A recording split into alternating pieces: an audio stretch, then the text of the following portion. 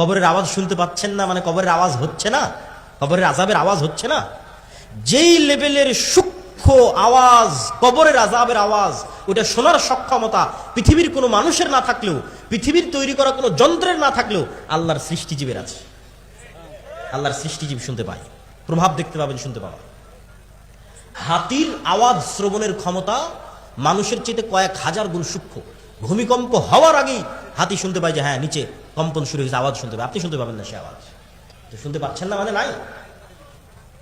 আপনি যখন remote on করেন ওর মধ্যে থেকে আলো বের হয়ে এসিতে গিয়ে লাগে, তা আপনি তো চোখে দেখেন না যে কোত্থেকে আলো বের হলো, কোথায় গিয়ে লাগলো। এসি তো ঠিকই বন্ধ হয়ে গেছে, এসি তো ঠিকই অন হয়ে যাচ্ছে। হ্যাঁ, ওই আলো বিজ্ঞান ধরতে পারতেছে কিন্তু আপনি চোখে দেখতে পাচ্ছেন না। ওই একই কথা রাসূল সাল্লাল্লাহু আলাইহি ওয়াসাল্লাম বলতেছে যে জিন এবং শয়তানের আলো অন কাইন্ড অফ লাইট, এমন এক প্রকারের আলো যেটা তোমরা দেখো না কিন্তু কুকুর ঠিকই দেখে। ও যখন আজান হয় দেখে তখন চিৎকার করে, ও দেখতে পায়। আর ঠিক নূর, ফেরেশতা যে নূরের তৈরি, এটা পৃথিবীতে আছে, অস্তিত্বশীল, অন কাইন্ড অফ লাইট, এক প্রকারের আলো যেটা তোমরা দেখো না কিন্তু আল্লাহর তৈরি মোরগ সৃষ্টিজীব ঠিকই দেখতে পায়। ফজরে যখন ফেরেশতারা উঠানামা করে তখন ঠিকই মোরগ চিৎকার করে।